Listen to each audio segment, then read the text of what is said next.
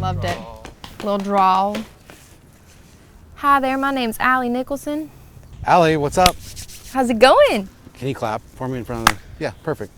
Tell me where we're at, what we're doing. Yeah, so we're out here at the California ProAm at Shortline. And? It didn't go as planned today for you. Not the biggest scores today. Definitely wanted a little bit more. I think I've got what I want to work on for tomorrow. Definitely today's not the day to win it. So hopefully tomorrow we can get it figured out and get through some head-to-heads. Tell me what you mean by today's not the day to win it. Like, what does that mean? Because okay, I think it's important because skiers sometimes forget what their goals are. Yeah. So like for the prelim rounds, your goals aren't to win. No, and I mean, definitely my goal today was to have gotten higher up on the list. I've kind of put myself at a bit of a disadvantage. I'm sitting in 6th seed currently, puts me up against Whitney first round.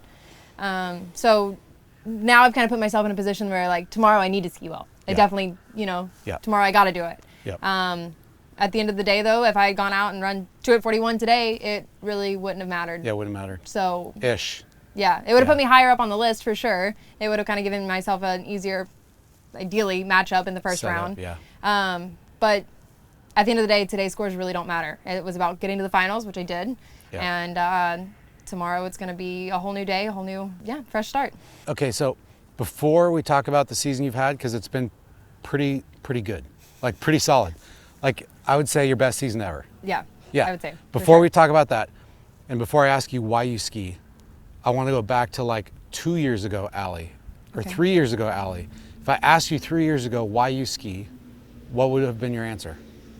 If I'm being completely honest, I don't know that my answer's changed that much. Yeah. I love the sport. I really do. At the end of the day, I don't think that this is a sport. I'm not in it for money. Yeah. Definitely not. I love the competitive nature of it. I love a lot of the people that are in the sport. I grew up with it being a family thing. Yeah. And my family does still ski. Obviously, I live in Orlando now. My family's not there, so it's a little less of the family dynamic now. Yeah. But I think it's really just for the love of the sport. And You still have your brother. Yeah. You guys still ski quite a bit together. Oh yeah. Yeah. For sure. Yeah. And definitely he's my first phone call. Whether I'm frustrated or happy or whatever, he's definitely like the one that I'm most excited to talk to about my skiing. So you started some off-season training this year. Yeah, so I called you last year kind of after the last event and was like, you know, I want to do something to like motivate myself to get in the gym a little bit more. Yeah. I know myself, I don't love going to the gym. It's very hard for me to get motivated to go You're to the not gym. alone. You're Yeah, not alone. I definitely don't, and I know I'm not alone. So I looked into some like classes of like in-person type stuff, and I wasn't loving the options in my area. And I had heard some people say, really great things about Flow Point. And so I called you and was like, hey, I want something just to kind of motivate myself. And I was very for it. I told you, I don't really like going to the gym. I don't want you to expect me to go to the gym every day because it's flat out It's not happening. Yeah. Especially because when I'm working, I'm doing my 12-hour got real shifts. stuff. Yeah. Yeah, there's no way I'm going to the gym. Yeah. So I really actually enjoyed the program it was like 3 workouts a week. It was very easy for me to kind of prioritize that, and I kind of used it to guilt myself. Like, if I don't go, you're going to get behind, so you need to go. That's awesome. So it did motivate me. I mean, it motivated me to go and like get it done. And I used Jenny with the give goes and trying to, solidify some things. And how to move on certain movements. Just like certain movements and like, hey, this hurts. Why? Am I doing it wrong or what am I doing? Yep. And just kind of trying to figure that out. And I think it definitely like held me a little bit more accountable in my off season, making me go work out. Also, it included cardio, which I hate. So as much as like I already don't really like going to the gym. You're not alone in that respect either. I don't really like going to the gym, and I definitely am not one to go make myself do cardio. So like when I look at it and it's like, okay, it's programmed in, just follow it how it is. Yep. I definitely was able to kind of push myself a little bit harder, I think, in that aspect, because I was like, all right, you can do this, you can follow it, just stick with what it is. So it made me do different things, kind of held me accountable. So for that, I really liked it. And then fast forward into like the beginning of the season, getting on the water, the first couple of events, like talk about how the season started on the water and then like kind of what you built into. Yeah, so I think I started, my first event was King of Darkness. Yep. And started off with a 3 at 39, I believe. So that was like a good, okay, we're starting it off strong. Swiss didn't really go exactly how I had hoped. I stuck my hand through the handle first round, just kind of like freaked out a little bit. Second round, squeaked into the finals. Finals just, yeah, didn't really go my way. Yeah. But overall, I mean, I was happy with that weekend. The King of Darkness had a good score to start it with, and then we went into Masters qualifiers, where I ran 4 to qualify, or 3.5 to qualify. And so I think I kind of started the season on a high. Like I was like, okay, it's May and I'm already skiing as good as I was last year. You know, it's going like already putting up some big scores. Feeling, yeah, and so as we went through May and started going to Europe, I started feeling like I knew I was right on the door of running 39, and like it's been a goal for years now. I mean, Zane and I have been talking about, you know, you just got to do it. One of these days right it's gonna happen. And you just gotta like let it happen. Yeah, one of these days it's gonna happen. And last year at the end of the season, I was knocking on the door. I ran 5 at Travers, and I knew I was right there. And when I went to Europe this year, it was kind of I kept getting good starts, and I was like stopping myself.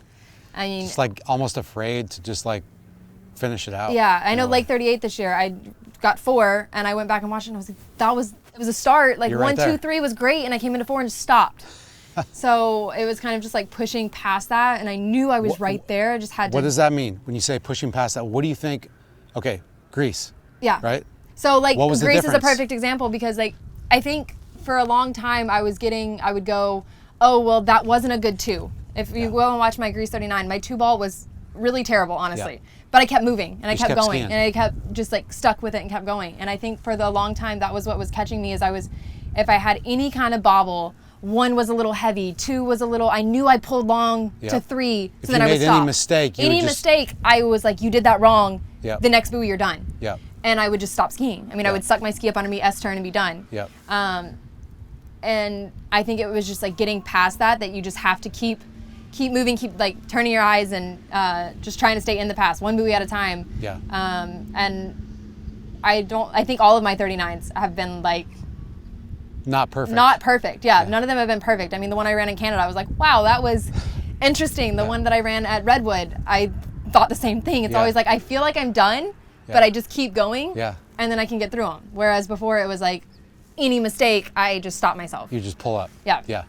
Well, that's cool. I think, you know, I talk about it a lot, but recovering position, I think, is key. Like, people are going to be, if they don't change anything else except just like knowing how to get back into the right position, like right now after a mistake, just skiing through mistakes, I think can help people a lot. I think a huge part of that is just like practicing and like continuing in practice to keep going and keep doing it. And, you know, the further down the line you get in practice, the more confidence you take into tournaments. Yeah. Like before I went to Canada, I was running 39s like in practice all the time. Yeah. So it didn't matter that it wasn't great. I mean, I thought I was done. I think I thought I was done at like 3 ball.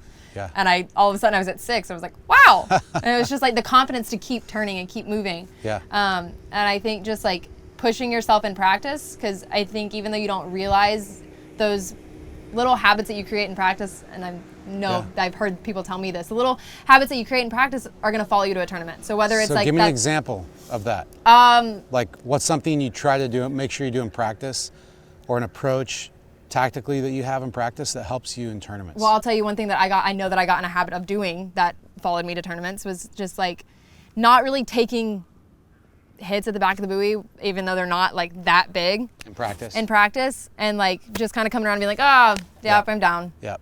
And then you go to a tournament and it's like, why did you not try? Why did you not try? Like you just let go, and you go back. Like I would go back and watch videos and be like, I would do it in practice all the time. Yeah. And so it was just kind of like a habit that I've been working really hard this year to try to break, of like trying to hold it and trying to like, I'm not saying risk your body for no reason, but like at the same time, toughen up a little bit mentally in practice, because you can't expect to do something different. Eventually your body's going to revert back to your habits. And that's why, I mean, we practice all the time, and you got to practice like it is a tournament. When we leave the dock, kind of go with that mentality of, if I were to fall here in a tournament, how would I feel?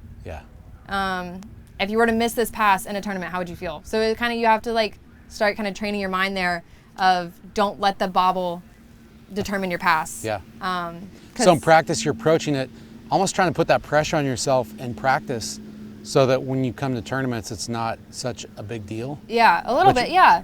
And so try to think of like, I mean, I always really kind of focus on that out of the boat score or off the dock score. Off the dock. Yeah. Your first score that you put out in practice, if you run up the line, or I mean, you do back-to-backs or whatever, but especially like when you run up the line and you fall on an early pass or whatever, you know, and you go, okay, it's kind of, I try to think about it. Like if that had been my tournament score, what happened? Why did I make that mistake? Why did I fall? Why did I give up? What happened? Did I just stop skiing? Did I give up? Like, what can I do to kind of mentally move past that so that if I get to that situation in a tournament, I don't have the same result? Yep. So pre-ski routine, can we talk about that just real, like briefly? I don't want to get into the weeds, but do you have anything you do, and is it the same in practice as tournaments, like before you ski? Like mentally, physically, otherwise, it doesn't matter. Just like in practice, I really don't. I sometimes will kind of roll out a little bit. Yeah. In tournaments, I almost always will at least foam roll, maybe stretch just a tiny bit. Yeah. And I think it's more just kind of getting mentally a little bit more zoned in for a tournament than I do in practice. But I try not to change too much. Yeah. I try not to get ready super early before I ski. Yep. Just because when I'm at home, I walk out on the dock, I put my life jacket on, and I go ski. Yep. So I try not to treat tournaments too differently, because I feel like if you sit there and you try to get in this zone and super big whatever, and I don't do that. Yeah. I'm not much for a warm-up person. I don't really stretch a whole lot. Like I said, it's a little bit, I try to keep it the same and practice. Keep it mostly the same. I do give myself a little bit more time to kind of, all right. Yeah. Yep. Center yourself just a little bit here. But yeah, I don't really have some big stretching routine. Mainly just a little foam roll. Yeah. Touch your toes a couple times. That's about it. Can you touch your toes? Can you put your hands flat if you no. bend over? Oh, shit. We don't want to talk about that. Okay, let's not Hamstrings talk about that. are real tight. We don't want to tell Jenny about that. Hey, so when you look back at the season so far, we've kind of talked about earlier on the mic today when we were talking together, like there's been like almost, it's like a 2 or 3 part season. So this is like almost the start of like the third part of the season in a way. When you look back so far, how do you feel about the season as a whole? Yeah, I mean, I obviously I can't complain about this year. It's been incredible. What's the highlight? The highlight? Yeah. Probably the first 39. Still living kind of on the high from that. Yeah. It was just, and it felt so good to like kind of do it on the road. Yeah. And different country. Yeah, I know. Last year I kind of struggled in Europe. Just I had the unfortunate event with my ski, and then just kind of trying to come back from that, and then it was last year I felt like I was kind of trying to stay afloat over there. Yeah. And it was like just try to put a score that's good enough a little bit. Just kind of hanging on. Yeah. Whereas this year I felt like I was skiing really well the whole time. Yeah. And it's just kind of been like maintaining and improve, like trying to improve, but like mainly kind of maintaining while I was over there. Yeah. So I knew that I was right on it. I just needed kind of the stars to align in the right way.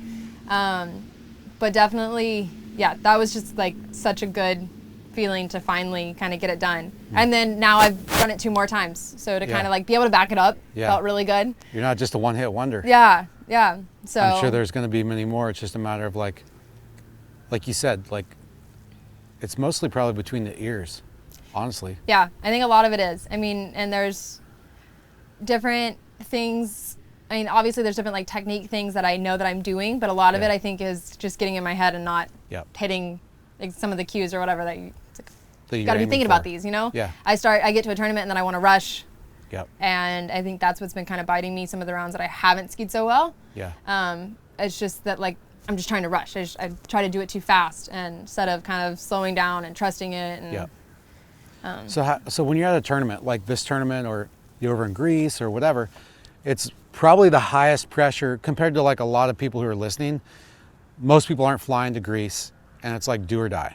But like, what do you do when you're not skiing? Like in between rounds, in between days, what do you do to just kind of like get away from skiing so that you can just be and not over obsess about it? Yeah, I mean, I think definitely during the weeks, especially when I'm like on the road, I try not to hang out with Blake too much. Yeah. Like I came out here this week and skied, but I kind of came out and skied and left. Yeah. Tournament days are a little different. It's sometimes hard to find time to really get away. Yeah. But for the most part, Yeah, during the week I try to just get away from the lake. I go ski and then I try to go do something else, get away, not let skiing necessarily like Take absorb over. my whole Yeah. thoughts. And so then also I feel like when I do come to ski, then I have the mental capacity to actually focus on what I'm doing. Whereas if you're thinking about skiing all the time, sometimes I feel like it's so mentally exhausting that by the time it's time to go ski, you're like, oh, I'm so over this. What are some mistakes that you see skiers make, like that you've coached or that you just kind of witness at tournaments when you're kind of throughout the years? What are like one or two things that you try to avoid that you see other people make mistake-wise? Just in competing in general. I know it may be a hard question, but... Well, I know with competing, obviously, I feel like one of the hardest things is to focus on yourself. And what do you mean by that? I know today I got told to focus on myself and stop worrying about what other people are doing. Oh, yeah. I mean, just don't look at other people's scores. Stop like obsessing about what's happening and just zero in on what you know you need to key in on. Exactly. And I mean, at the end of the day, like, especially like it is a competition, but you have to go do what you can do. Yeah. And you can't control what anybody else does. Yeah. So I think that that's just kind of a mental thing that you have to push through of just, you can control you, and that's it. And if you sit there and worry and think about what everybody else is doing, at the end of the day, I think your skiing is going to suffer more because you're not focusing on just what you can control. Yeah. Sounds like a life lesson. It's a life lesson I'm still trying to digest, still trying to learn. Yeah. Like in everyday life. Yeah. It's like, how easy is it to focus on what other people are doing and worry about what they have or what they're achieved instead of just realizing, all right, I can just do me. Yeah. It's kind of like a bigger life lesson if you really look at it. Yeah, for sure. It's one thing you've learned from your brother Zane that you carry with you when you ski or compete. Oh, come on. He's going to be pissed. He's going to be he's pissed right now. He's like, come on, Allie. Give him something. I don't know. I feel like your brother, there's no shortage of having fun. Yeah. And a lot of, not all the time. I've seen him pissed. Yeah. But like, I feel like you kind of have carried that torch too, in a way. You know, people get like pretty fired up when things don't go right. Pretty bummed, it consumes them. Yeah. I've seen you become consumed, but I've also seen you get over it pretty quickly. I will give myself like my 5 minutes, my little pity party, and then it's like, all right. Yeah. It's time. Stop. It's time. There's nothing, I mean, me sitting under a tree upset for 2 hours gets me nowhere. Yeah, it's not going to do much. So, yeah, if I need to give myself a couple minutes, I'll walk away. I'll take my couple minutes, and then it's like, all right, that's done. You can't change anything. Go put your ski away, smile on your face, move on with the day. Simple. Yeah, because I don't really see the point in dwelling on it. And I do, like, I get upset, obviously, and like, there's things that bother me, and I think about it probably more than I should, and like, but I try to move on. Just kind of take it as it is, and that's the biggest thing I think with, like I was saying with practice earlier, because I think if you let yourself be okay with mediocre scores in practice, then you're like setting yourself up for a lower expectation in tournaments, and then all of a sudden you're like upset with yourself because I fell at floorball at 38, but I did that twice this week in practice, so like, of course you did, you know? And so just kind of trying to hold myself to that standard of, I think that you perform a lot like how you practice, so trying to hold yourself to that standard. And you can't be as upset with yourself, right? If things just kind of go the wrong way, then, oh well. What's your standard for tomorrow? What's your adjustment? What are you focused on for tomorrow in the first head-to-head matchup with Whitney? Yeah, I feel like my biggest focus is just going to be my gates. I've been going really hard, especially at 39, on my gate, and so... It's hard not to get amped up at 39 and like overcook it. Yeah, I've been kind of struggling, I think, out here just to get wide, and then to feel like I'm actually getting my ski around between me and the boat going through the gate. And so I'm just loading in shoulder heavy, leaving my feet behind, and just kind of setting myself up poorly to go into the course. So that'll be my biggest thing, biggest focus for tomorrow. What about for the season? What's your goal? What's your aim for the rest of the season? Yeah, so I am hoping to just keep making 39 more consistent. It'll be nice to kind of get back home after this event. Yeah. Have some weeks there training. We still Consistency. have a lot of events to come. Yeah. So still some travel. I know I'm going to Malibu Open in Tuscaloosa, so I've got that trip on. I'm gonna go see my family when we get back from here. Go get my dog back. That'll be nice. Yeah. Just a little family reset. Yeah. And then just get back in Orlando and get back to kind of grinding and training. We have Worlds to come, so definitely big event still. It's been a long season. I told you earlier, if you think back to when King of Darkness happened, that was our first event of the year, and it feels like an eternity ago. Yeah. Definitely feels like last year. How do you stay fresh, and how do you like balance like these ambitions of like running some more 39s, podiuming in some more events, doing the best you can do at Worlds, with also like not going crazy and trying to like keep your head level? You know what I mean? Like, I think the hardest part right now is just not over skiing. Yeah. I've been skiing well, and just trying not to overdo it, because I think sometimes skiing too much can then turn into starting to deteriorating. Yep. Yeah. So right now I know that my equipment is set up right. It's where I need it to be. Everything's working. I just need to kind of work on making it more consistent. Yeah. That's kind of my goal for this year. Definitely want to podium some more events. Hoping to have a big show out at Worlds. So we'll see. Yeah. Awesome. Well, thanks for taking a couple minutes. Yeah, of course. I think people would love, I mean, they love to hear from you.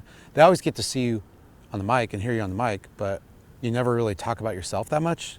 So, I don't know. Yeah, nice to kind of see the other side of it. Yeah, exactly. And that you're human. That you're like, not just this like unbelievable skier, but you also like, there's always struggle. Yeah. Like even though you're up here and most people are like looking up and seeing, oh my God, she's such awesome skier, you're still like dealing with the same issues, same challenges that everybody else is. Yeah, I mean, I think it's hard. I don't necessarily think that you always see like the ups and downs of pro skiing. Yeah. I mean, it's easy to see the big scores at the events and whatnot. What's been the most challenging thing this season for you so far? If I'm being honest, when I got back from Canada, I went to see my parents for a couple days up in Tennessee. I skied with them. I went to nationals. I didn't ski that great. And then I went like a week of just like not skiing well. And I was like, it was just like so disappointing, because I was skiing so well before I went to Canada. And then I came back and was like, not barely running 38, but like they were not very pretty, and just kind of struggling. I felt like I was hitting my head against the wall at 39, and the water in Florida is so hot. Yep. And then again, I wanted to ski more and more and more and more. And it was That's the natural tendency. You're like, wait, it's slipping away. I need to ski more. Yeah, and then it's so hot. My hands are like falling apart. Yeah. My body's falling apart. So how'd you work through that? I think I was just trying to tell myself, like, it'll come back around. Like, just don't get too whatever. Yeah, and then you start over skiing because you're trying so hard to make it. Yeah. And then, it was just deteriorating. So it was like, okay, you need a day off. Yeah. I said before we came out to California, I was like, I'm not skiing tomorrow. Do not let me ski tomorrow. Yep. Tomorrow is a day off. If it is glass and I tell you I want to ski, tell me no. Yep. I don't care. That's I smart. need a day off. It's discipline. Yeah, so... Well, it worked because you came to California and you ran 39 again. Yeah, and then I came to California. I went to California Ski Ranch and practiced with Becky. Yep. And in practice, I ran 39. I was like, okay, maybe we're okay. Maybe we're gonna figure this out. You know, Yep. Practice has been going terrible, but came out here a little cooler water. Yeah. You know, having Becky in the driver's seat is always really nice. Confidence, inspiring. Yeah, just to have the confidence of that, and so yeah, it just kind of, I think, pushing through and like not getting too mentally whatever, because when you start to like push and push and push, and like I was wanting to ski more and more and more, and I just was falling apart. So it's kind of like listening to my body a little bit more of, hey, your hands need a break, your back needs a break. Everything. Your mental capacity just needs to say, okay, pump the brakes, hold on, you're fine. Yep. That's a good lesson. Yeah. I think it's hard for people, for sure, in this sport. I know. I think it's so hard to tell yourself to do less when it's not going the way you want, because you want to do more until you get the score that you're looking for. And I was doing that for a couple days. I was just like, I'm just going to keep skiing. I want to ski again. I want to ski. And I would go ski, and it would go, I know I went out to Jack's one day and I skied one set. And I was like, all right, I'm gonna go get lunch. We're gonna do this again. Yep. I skied again. I was like, I should have just gone home. It went so much worse than the first set. And that I think was when I was like, all right, Allie. You listen to yourself though. That's the key. So when I talk about recovery, it's not just recovering during a pass. It's also recovering during like a season where you're like starting to see a downward slide, and then you just got to like take a breath, have some good people around you with some good like input. Yeah. And then like listen to yourself and listen to them. Yeah. I think the hardest part is when you have like our pro events that are back to back to back weekends. Yep. And when things start to not go your way, that's the hardest to kind of step back, because you have a tournament and you're skiing terrible and I don't even want to go to this tournament if this is what I'm going to run. Yeah. And to kind of listen to yourself and know that, you know, it's going to be fine when you get to the tournament. It's going to, whatever, you know, it'll all work out. You're going to get through it. But sometimes those lows are just hard to push through and like mentally be okay with it. Because, I mean, if you're falling at 2-ball every day, when you go to the tournament, when you get to 2-ball, you're going to think about it, right? I mean, it's always going to come back and mentally come up in your brain of, well, this is where I've been going. The fact that you're one of the best in the world and people get to hear that you even struggle with the same shit that they struggle with, I think that's enough. In fact, you've started to climb back out. So, yeah. Pro skiers are definitely not above it. That's for sure. So, right on. If anybody needs to hear that, we're human too. Yep, definitely human, but definitely pretty talented. Yeah, last question. How much of what you've done in your ski career is talent versus like hard work and, you know, drive and focus, would you say?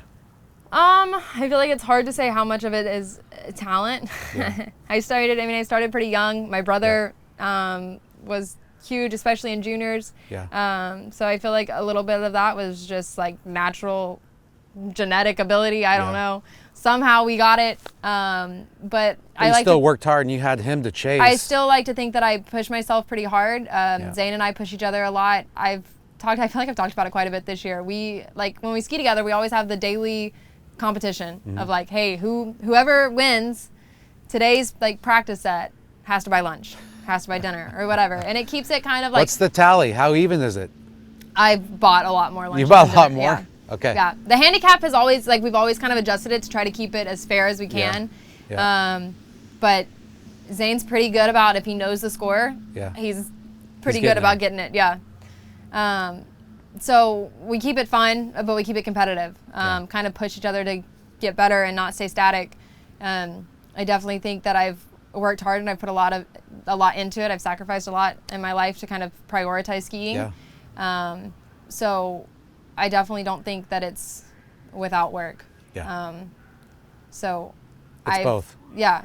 I've definitely committed a lot of time to it and worked hard and kind of, I now live in Orlando to kind of try to prioritize dedicate your skiing life to and it, just try to ski in the off season more and be where a lot of the skiers are to kind of try to take advantage of that. Yeah, definitely a life commitment at this point in your life, which is cool. Yeah, I kind of in 2021 I kind of decided that while I'm at the age that I am, while I am at the top kind of with where I'm ranked now, I was like, I'm not going to be able to do this forever. I'm not going to be in this situation forever. I'm not going to have, you know, no commitments or no ties or while I can do it, I need to prioritize it. If I care about it, I need to prioritize it now because 10 years from now. Might be too late. Yeah, it might be too late. Yeah. So I kind of took a leap with my job and just followed my heart and kind of prioritized skiing. So it's worked out so far. I think that's a good place to stop. If people just followed their hearts and listened to their intuition, things might work out a little bit better. Yeah. Yeah. Right on. Thanks for sitting down with us. Thanks, Marcus.